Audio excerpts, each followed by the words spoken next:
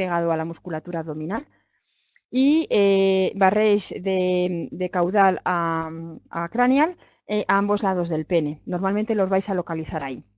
Si en esa zona de localización parapeneana no los localizáis, lo que vais a hacer es que os vais a ir a la zona caudal, a los riñones. Nos vamos como si fuera el área ovárica.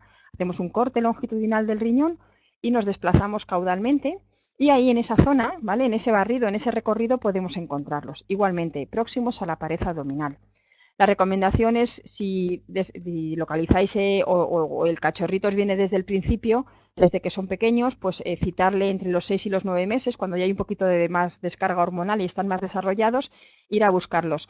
Normalmente en ese rango de edad mantienen la arquitectura, es decir, vamos a ver una estructura a lo mejor más pequeñita, pero con su foquito central hiperecogénico, corresponde a la mediastinum intesti, ¿eh? Lo vemos ahí, esta sería la pared muscular. Esta es zona parapeneana, ¿vale? Era un testículo izquierdo, intraabdominal izquierdo. Yo suelo normalmente indicar dónde está.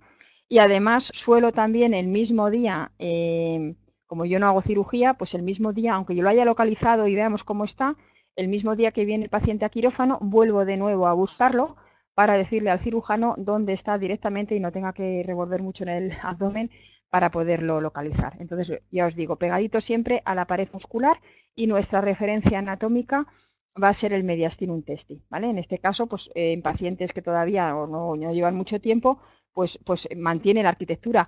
Si el paciente es criptórquido y lleva mucho tiempo con el testículo intraabdominal y no se han preocupado de buscarlo y no se ha tumorizado, pues muchas veces nos va a resultar un poquito más difícil poderlo encontrar. Tener cuidado con las asas intestinales, ¿vale? El intestino delgado, ¿vale? Que da a veces un aspecto muy parecido. En un corte transversal, el intestino delgado nos puede dar un aspecto muy parecido perdón, al del testículo.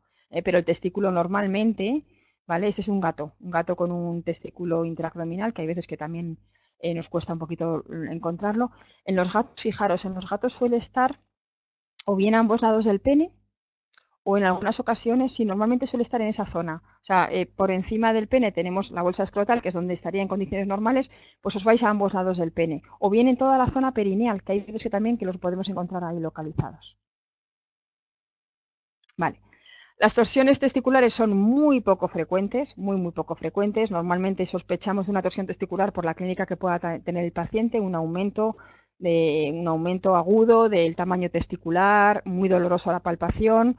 Y ecográficamente lo que vamos a observar es un aumento del tamaño. Vamos a además ver que también aumenta el epidídimo y el cordón espermático y desciende considerablemente la ecogenicidad. Siempre lo que hacemos es comparar un testículo con otro. Y cuando tenemos sospecha de una torsión testicular, lo que vamos a ver es una ausencia de flujo Doppler. Es decir, el testículo va a estar muy aumentado de tamaño, hipoecogénico. Y si ponemos el Doppler, si tenéis Doppler, podéis poner Doppler, y vemos que hay una ausencia de flujo Doppler, no hay flujo en el testículo. Esto es básicamente lo correspondiente a la ecografía del macho, ¿vale? Importantísimo la aspiración con aguja fina cuando no tengamos claro el diagnóstico, o hacerlo por rutina, siempre que tengáis un paciente con una hiperplasia prostática benigna que vayáis a recomendar esterilizar, recomendar la PAF. Podéis hacerla incluso el mismo día de la orquiectomía, ¿vale? Yo muchas veces lo que hago es que les cito ese día y les digo, mira, la imagen es sugerente de hiperplasia prostática, pero hay que coger una muestra para confirmarlo. Si es una hiperplasia, ya que le tengo dormido, lo esterilizamos. Si veo signos también tengo la suerte de tener una persona en la clínica que ve la citología en el momento y lo podemos pasar a quirófano. Si no, lo citáis 2 días. Un día para sedación y toma de muestra, y una vez que tengáis el resultado de la citología, si es una hiperplasia prostática, pues ya seguís el tratamiento correspondiente. Eso, y bueno, el seguimiento de los pacientes con hiperplasias prostáticas después de la esterilización.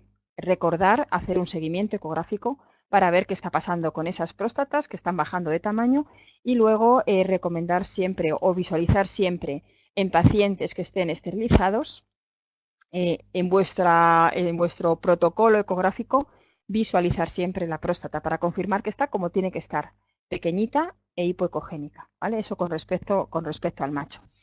En cuanto a la hembra, podemos decir que, bueno, es un poquito más complicado el reproductor de la hembra, pero con 4 nociones básicas vais a ser todos capaces de poder localizar el cervix, el cuello del útero, los cuernos uterinos y los ovarios. O sea, ecográficamente podemos visualizar estas tres estructuras y más con los equipos de ecografía que tenemos hoy en día. El paciente, como siempre, lo vamos a colocar en decúbito dorsal. Si se incomoda o tiene problemas, lo podéis colocar en decúbito lateral derecho o izquierdo, pero la recomendación es siempre posicionarlo en decúbito dorsal. Y vamos a utilizar la sonda microconvex.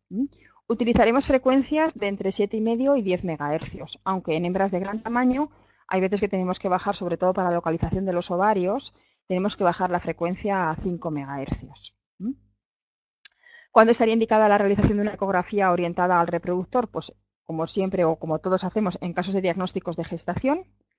En el seguimiento de la gestación, incluirlo en los protocolos de seguimiento de la gestación y en la gestación a término también, cuando tenemos pacientes en las que sospechamos que hay un problema, una distocia, signos de sufrimiento fetal, signos de parto que no avanza, que no progresa.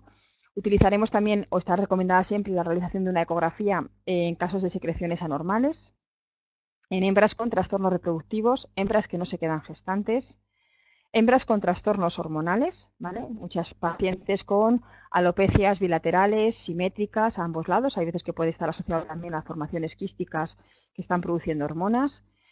En todas aquellas pacientes que tengan alteraciones en el ciclo estral, pacientes que no tienen el celo, que no ciclan, o pacientes que tienen celos persistentes, estros prolongados, estros persistentes, y todos aquellos casos en los que palpemos masas en abdomen medio y en abdomen caudal que pudieran estar asociadas con tumores ováricos o tumores uterinos. Para la localización del útero, normalmente lo que vamos a localizar, la primera estructura cuando empezamos la exploración ecográfica va a ser el cuello del útero. El cuello del útero va a estar localizado siempre entre la vejiga y el colon. Por lo tanto, nuestras referencias anatómicas van a ser la vejiga y el colon. Normalmente hacemos un corte transversal de la vejiga y desde el corte transversal de la vejiga nos desplazamos caudalmente hacia la zona de la vulva y allí vamos a encontrar una estructura tubular con dos sombras laterales muy características que corresponden al cuello del útero. Ahora lo vamos a ver en las imágenes. En el caso del cuello del útero vamos a utilizar frecuencias de entre 7,5 y 10 MHz y es fundamental, siempre que realizamos una exploración ecográfica del reproductor en una hembra, conocer la fase del ciclo estral en la que se encuentra, porque realmente nosotros lo que vamos a hacer es una interpretación de la imagen. Por lo tanto, un cuello del útero que está muy engrosado, si el animal está en estro, lo consideraríamos totalmente normal. Si el animal está ya en anoestro, podríamos hablar ya de una endometritis o de una hiperplasia endometrial. Por ello es fundamental siempre conocer la fase del ciclo estral en la que se encuentra la hembra, ¿vale? Ahí tenemos, en este caso lo que hacemos es que hacemos un corte transversal y hemos desplazado tanto el transductor hacia caudal que el útero se nos queda a un ladito, ¿vale? Hemos dicho que va a ser una estructura tubular, homogénea, con dos sombras laterales que nos lo delimitan. Esta es una referencia muy importante, las sombras laterales y la presencia del refuerzo posterior. Es muy característico del útero. Ahí tenemos otro útero, ¿vale? Otro cuello del útero. En este caso estamos caudal a la vejiga, esta es la vejiga, estamos en un corte longitudinal, en este caso. Tenemos vejiga y colon con la típica sombra de heces y ahí tenemos el cuello del útero, lo vemos muy bien, ¿vale? Un útero bastante homogéneo, podríamos decir que se ve muy bien el endometrio y vemos las sombras laterales y la presencia de refuerzo posterior. Ya independientemente del tamaño, haremos después nuestra correspondiente interpretación de la imagen, ¿vale? Consideraremos que está aumentado, que está hiperplásico o que está normal. Lo que hemos comentado, dependiendo de la fase del ciclo estral en la que se encuentra la hembra. Ahí tenemos cuello de útero, ¿vale? Independientemente del tamaño, sí que podemos describir que hay alguna formación anecoica, por lo tanto, este cuello de útero ya me está indicando que esta paciente puede tener una hiperplasia quística endometrial, que podemos verla ya en el cuello del útero. Luego ese cuello del útero nos desplazaremos cranealmente, haremos un corte longitudinal, intentaremos buscar los dos cuernos uterinos, dirigiéndonos hacia los riñones. ¿Qué patologías vamos a poder diagnosticar con ecografía? Pues vamos a hablar de las endometritis. Las hiperplasias quísticas endometriales, sabéis que muchas veces engrosamientos del endometrio nos van a generar una hiperplasia quística endometrial y muchas hiperplasias quísticas endometriales nos van a degenerar en una piómetra, ¿vale? Y una entidad aparte serían las neoplasias uterinas. Fijaros, en este caso tengo colon con la típica imagen de las heces compactas que nos produce el colon Y ahí tenemos el cuello del útero. Bueno, no sabemos si está engrosado o no, tendríamos que conocer la fase del ciclo estral en la que está el paciente, pero sí que nos llama la atención que dentro de ese cuello del útero podemos ver la presencia de una formación polipoide. En pacientes mayores es frecuente encontrar la presencia de pólipos dentro del cuello del útero, dentro de la vagina y dentro de los cuernos uterinos. La vagina no la vamos a poder ecografiar o visualizar ecográficamente porque está en intrapelviana, ¿vale? Por lo tanto, si queremos realizar una buena exploración de la vagina, utilizaremos otras técnicas de diagnóstico por imagen. Hemos dicho que del corte transversal nos dirigimos hacia los riñones y podemos ver los cuernos uterinos, ¿vale? Ahí tenemos un cuerno uterino, podríamos considerar que es normal, ¿vale? Y aquí tenemos un cuerno uterino en el que empezamos a ver la presencia de formaciones quísticas en su interior, ¿vale? Independientemente del tamaño, podríamos decir que este paciente tiene signos ecográficos de hiperplasia quística endometrial. Ahí tenemos otro caso de hiperplasia quística endometrial, ¿vale? Porque el cuerno uterino no está homogéneo, sino que vemos la presencia de formaciones quísticas, más o menos evidentes. Este sería un caso de una endometritis. El endometrio aparece engrosado, de contorno irregular. Ahí lo tenemos.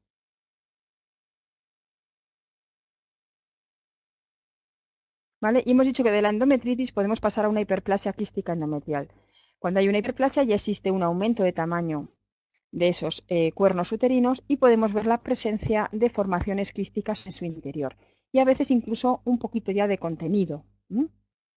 Ahí tenemos otro caso de hiperplasia quística endometrial. Esto sería endometrio, todo esto que vemos aquí está engrosado y vemos dentro de ese endometrio la presencia de formaciones quísticas.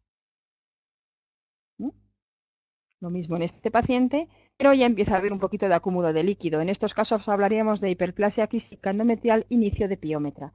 En estas pacientes, si las ponéis en tratamiento, normalmente a la semana solemos hacer una revisión ecográfica para ver cómo ha evolucionado esto. Si esos cuernos uterinos se siguen dilatando y siguen aumentando de tamaño, en cuyo caso podríamos plantear realizar una ovariohisterectomía o poner tratamiento para vaciar esos cuernos uterinos de líquido. Se suele poner tratamiento con alicin.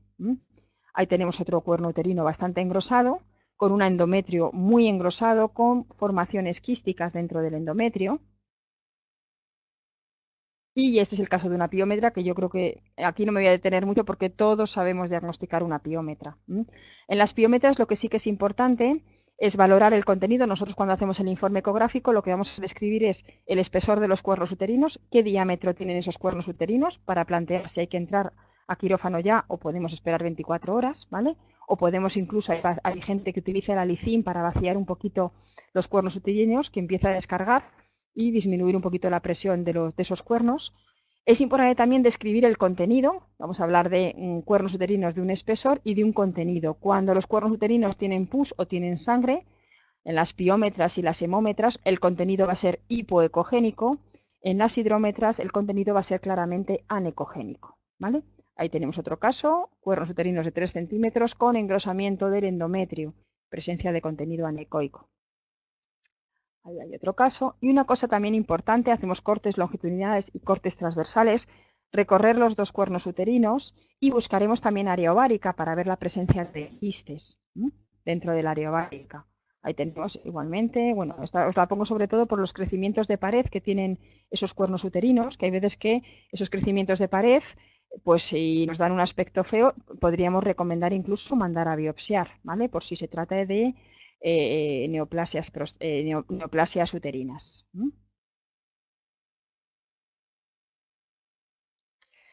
Y otra cosa importante es ver la presencia de líquido libre. Siempre tenéis que buscar, cuando veáis una piómetra, presencia de líquido libre y reacción peritoneal. Este era el caso de una paciente con una piómetra perforada. Los cuernos uterinos estaban dilatadísimos, pero aún así veíamos la presencia de líquido libre hipoecogénico y además una reacción peritoneal importante, con lo cual el pronóstico en esta paciente era mucho peor que en otras pacientes y esto hay que advertirlo a los propietarios. Para eso hacemos también la ecografía, para ver el estado en el que se encuentra el paciente.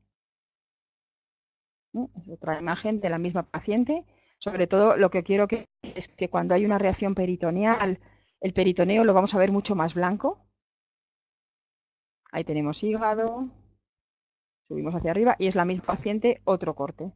Líquido libre y contenido hiperecogénico, ¿vale? Todo el peritoneo se pone reactivo, con lo cual ya tenemos signos de peritonitis focal. Aunque hagamos la ovaristerectomía, el pronóstico es mucho peor.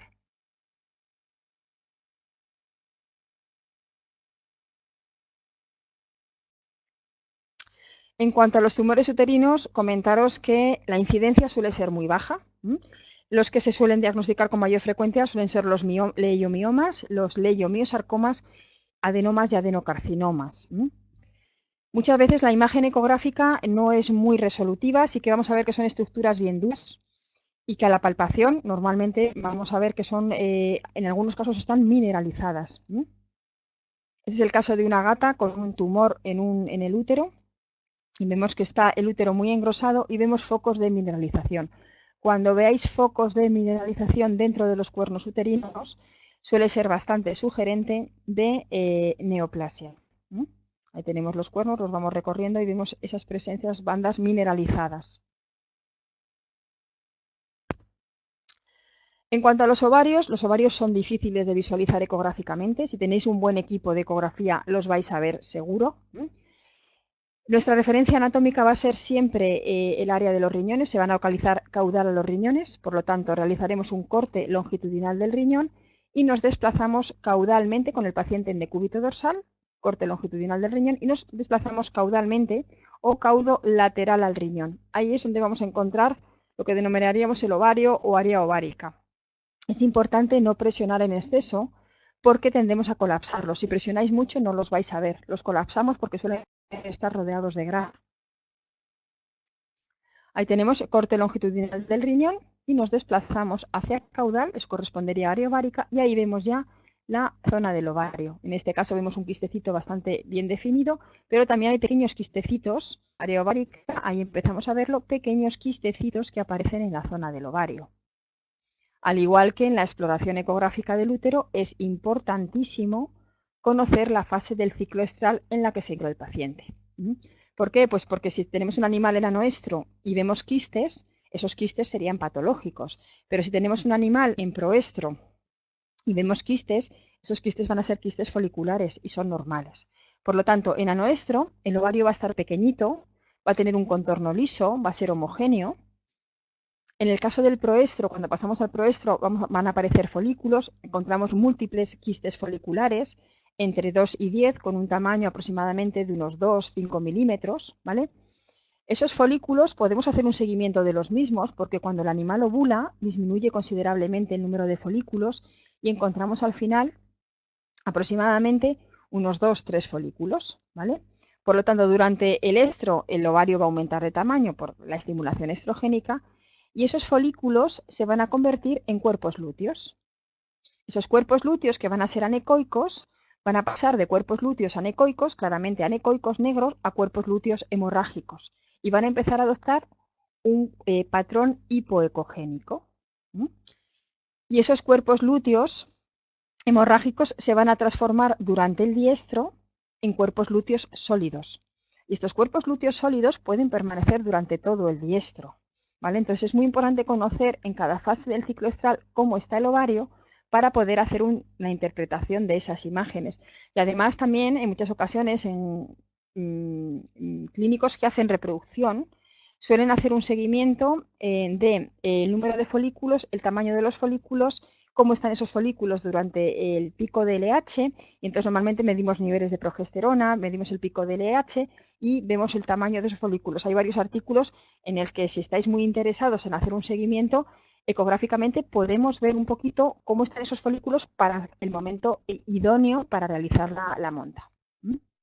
Fijaros, esto es un ovario durante el anoestro. Este es el riñón izquierdo. Hablamos de área ovárica izquierda, toda esta zona, y esto correspondería al ovario en anoestro. Hemos dicho que el ovario en anoestro tiene un contorno, tiene un tamaño pequeño, tiene un contorno regular y es bastante homogéneo. No vemos ninguna formación en su interior, ¿vale?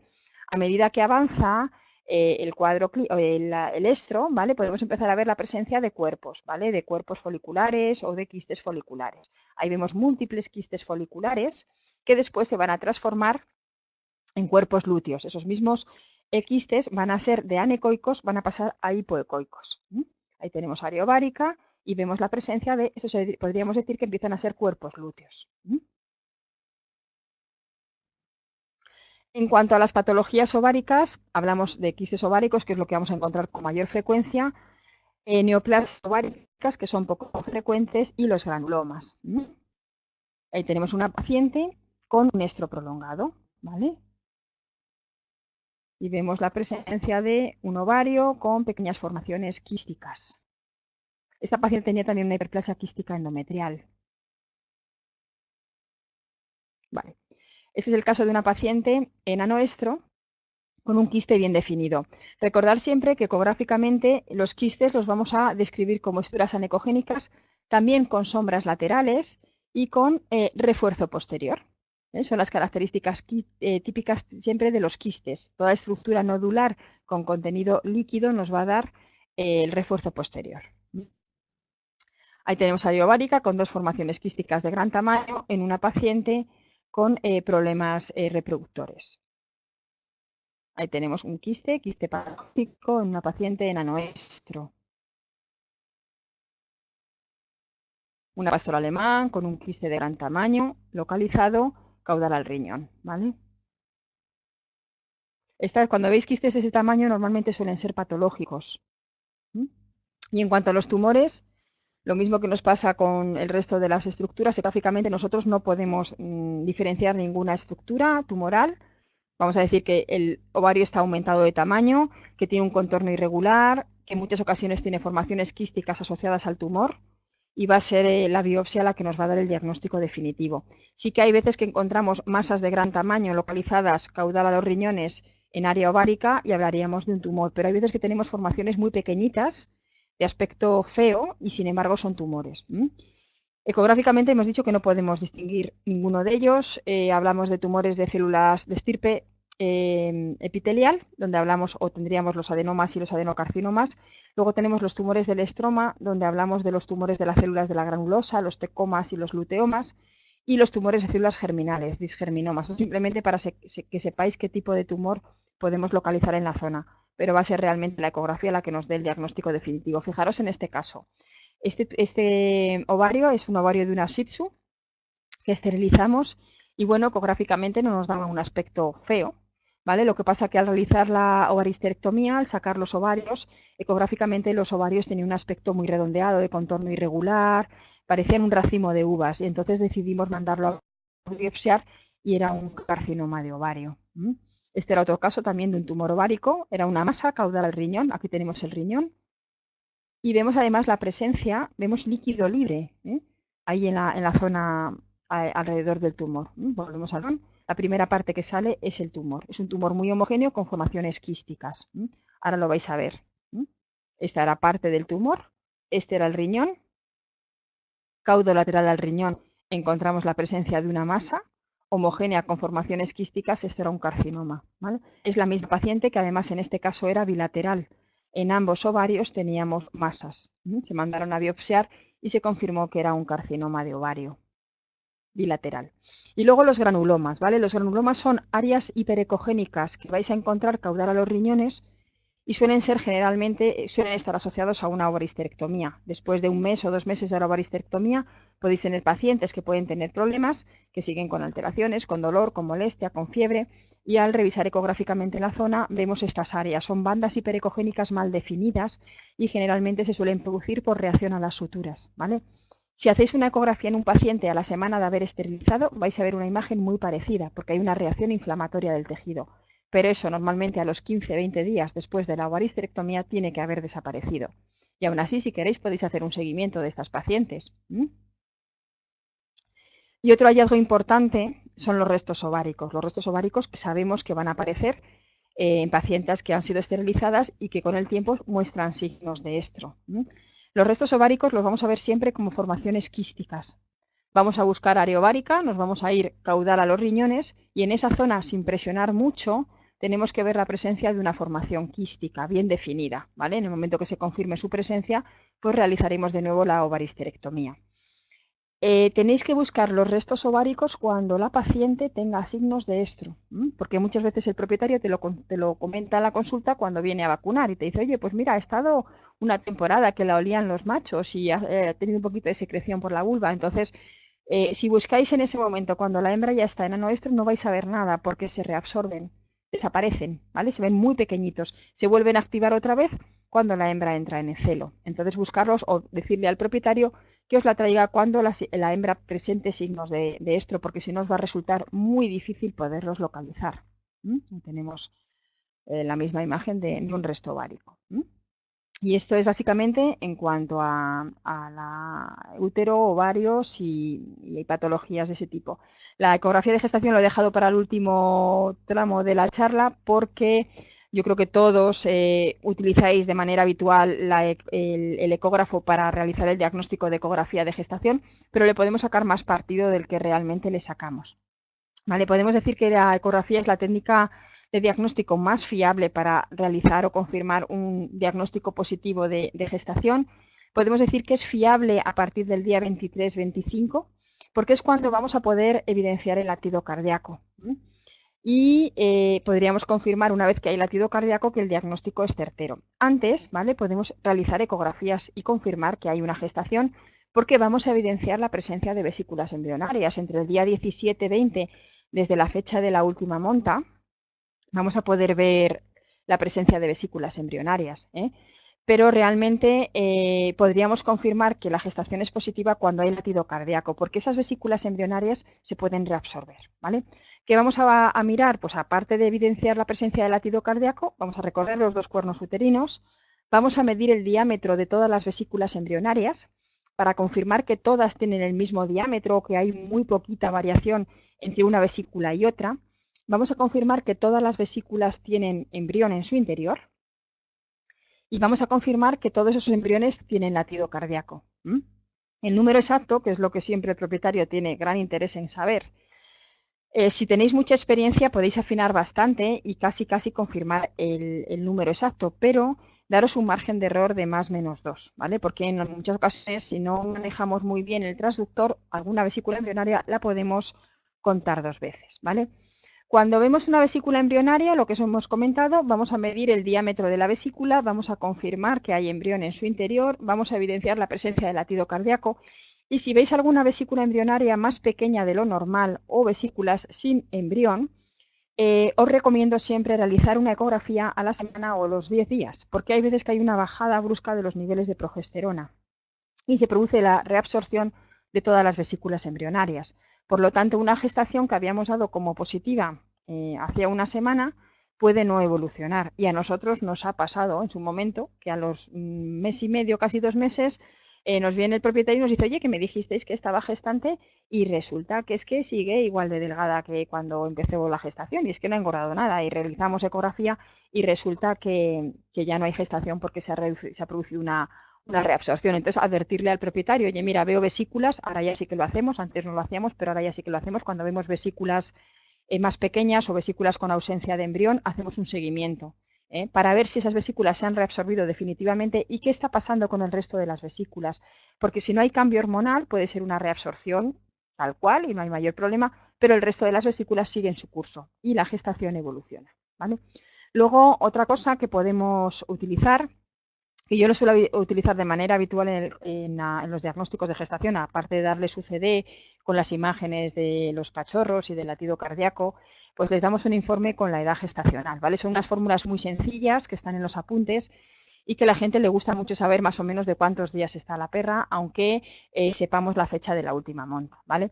Entonces, en gestaciones de menos de 40 días, las fórmulas para la edad gestacional que utilizamos es que la edad gestacional es igual a 6 por el diámetro de la vesícula embrionaria más 20.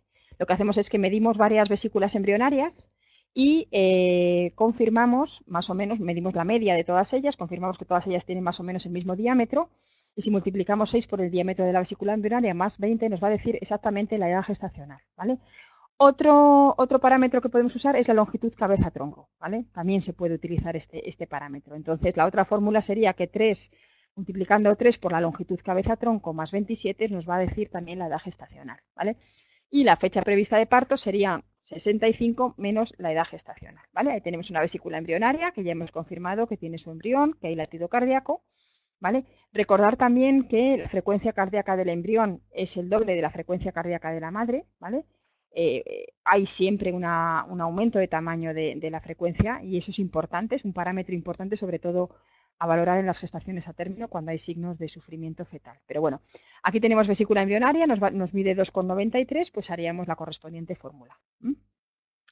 Luego, otras fórmulas que utilizamos para gestaciones de más de 40 días, cuando sabéis más o menos cuándo ha sido la fecha de la última monta, son estas fórmulas también. Yo las utilizo menos porque normalmente siempre recomiendo realizar un diagnóstico de gestación entre el día 23-25 desde la fecha de la última monta, pero bueno, aquellas pacientes que no saben realmente la fecha de la monta, pues si sospecháis que la gestación tiene más de 40 días, que ahora os voy a decir una serie de factores que nos pueden hacer pensar que tiene más de 40 días, pues utilizamos estas otras fórmulas, donde usamos como referencias el diámetro cefálico, ¿vale? Y el diámetro torácico.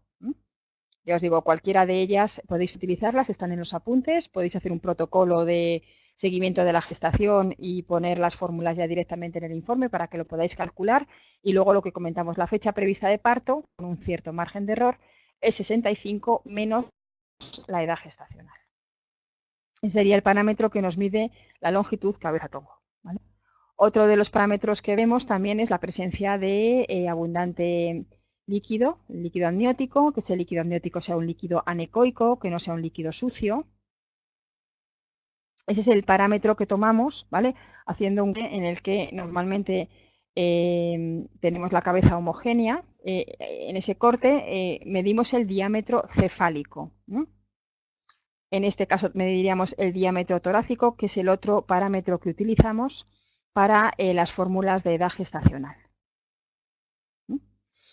Aparte de las fórmulas, hay una serie de parámetros o de estructuras que van apareciendo a medida que se va desarrollando la gestación. Lo que os comentábamos, que entre el día 14-20 podemos ver vesículas embrionarias. En el día 14, además, vemos que hay un cierto engrosamiento del útero, ¿vale? Y la presencia de vesículas en muchas ocasiones sin embrión, pero ya se empiezan a ver esas vesículas. Entre el día 20 y el 23 podemos identificar la presencia del embrión, aunque no veamos bien el latido cardíaco. Y es entre el día 23-25 cuando evidenciamos el latido cardíaco y podríamos decir que esos embriones son viables, esas vesículas embrionarias van a tirar para adelante. Entre el día 28 y el día 30 podemos ver ya una clara diferenciación entre la cabeza y el tronco. Los movimientos fetales suelen ser mucho más eficaces o mucho más activos entre el día 31 y el día 35. Entre el día 33 y el día 39 podemos ver que aparece el esqueleto, que ya empezamos a encontrar sombra acústica que nos produce la mineralización del esqueleto. Entre el día 35 y 39 vemos órganos abdominales, podemos visualizar los riñones, podemos ver la vesícula biliar, podemos ver el hígado, podemos ver la vejiga de la orina. Entre el día 40 y 45 podemos ver las cámaras cardíacas. Hoy en día, con los equipos de ecografía que tenemos, podemos hacer diagnósticos de gestación de patologías cardíacas, podemos ver comunicaciones interventriculares, podemos ver comunicaciones interauriculares. Entre el día 50 y el 63 vemos asas intestinales y ya hay algunos estudios en los que podemos evidenciar el sexo de los embriones. Vale, ahí tenemos múltiples, bueno, tenemos dos vesículas, vamos a ver dos vesículas embrionarias, vemos que son más o menos homogéneas, lo que os comentaba. Podemos empezar a visualizar algunas estructuras fetales, en este caso vemos la cabeza, vemos la sombra de la pelvis, podemos ver el globo ocular también. El latido cardíaco, podemos poner el Doppler, ¿vale? Para ver el latido cardíaco y ver la frecuencia. Hemos dicho que la frecuencia cardíaca es muy alta siempre, tiene que ser el doble de la frecuencia cardíaca de la madre. Fijaros, aquí vemos el corazón, estamos viendo la vesícula biliar, hemos visto la vena cava, vemos la aorta también, la vesícula, la vejiga de la orina atrás, el riñón. Fijaros la sombra que nos genera el esqueleto ya, los bracitos, la sombra de los huesos.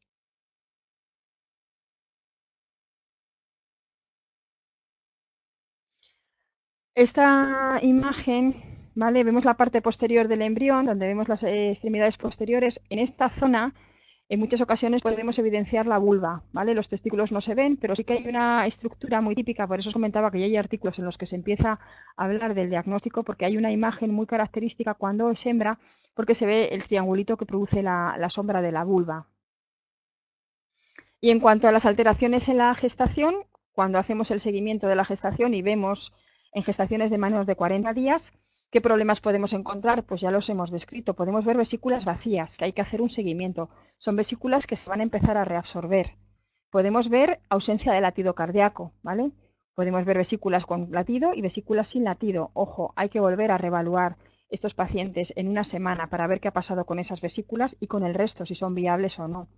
Vesículas más pequeñas, vesículas que se reabsorben o ausencia de vesículas. Hay veces que se reabsorben todas las vesículas embrionarias y la gestación no llega a término y no siempre, sobre todo en gestaciones de menos de 35 días, no siempre va a haber una descarga vaginal. En gestaciones de más de 35 días ya no hablaríamos de reabsorción de vesículas embrionarias, sino que hablaríamos de aborto. Cuando se produce la reabsorción en pacientes que llevan vesículas que llevan una duración de más de 35 días, ¿vale?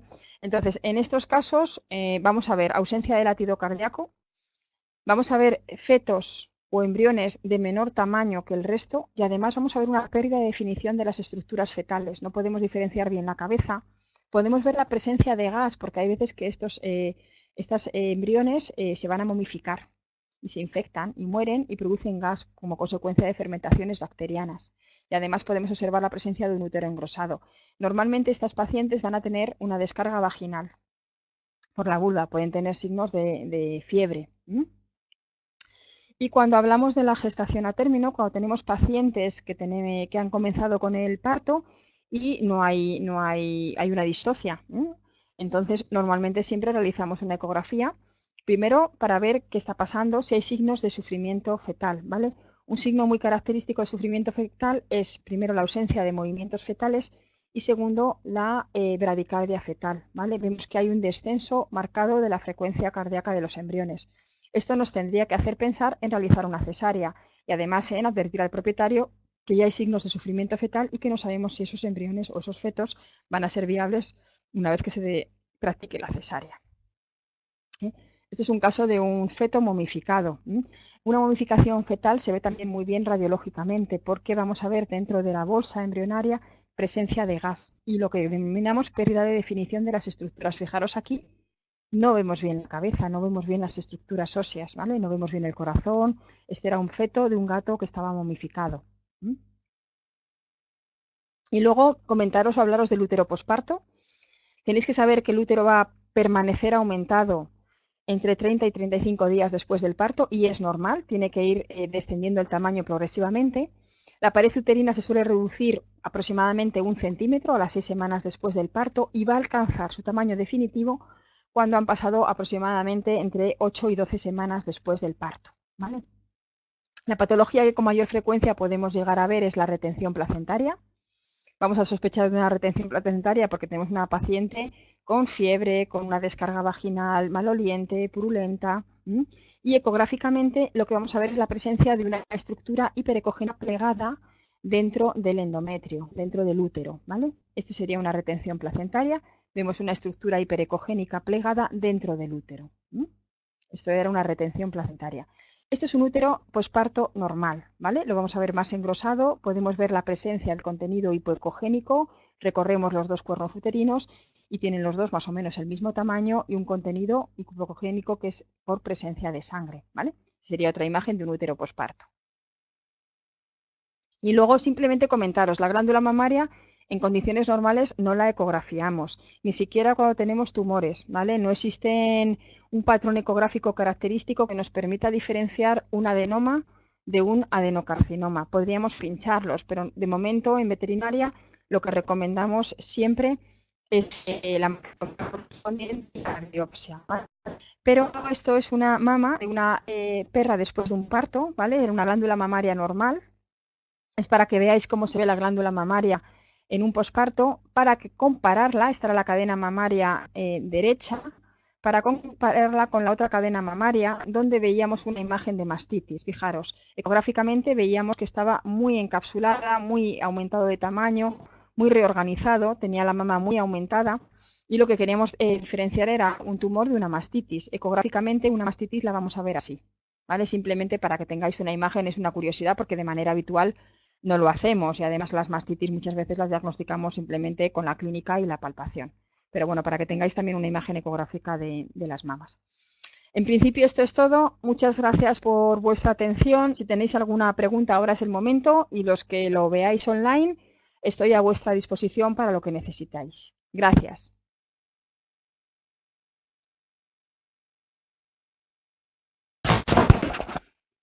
Vale, Beatriz, han preguntado Manuel. Espera.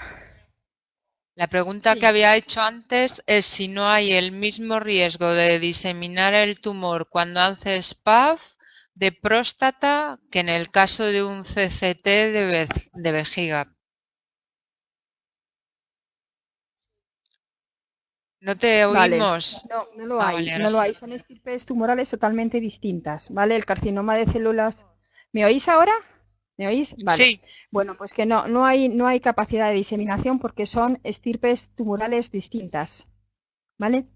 Son estirpes tumorales distintas y entonces no existe riesgo de diseminación para nada, ¿vale? El carcinoma de células de transición sí tiene esa capacidad, pero en el carcinoma prostático no tenemos ese problema.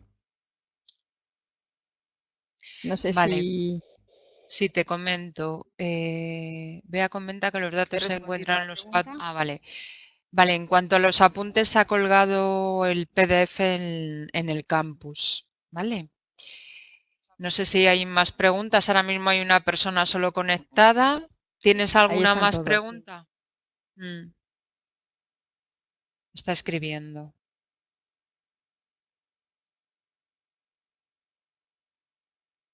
Genial. No, un besito. Bueno, pues gracias. Corto, ¿vale? Pues muchísimas gracias, un beso. Adiós, Vale, gracias. un abrazo, hasta luego.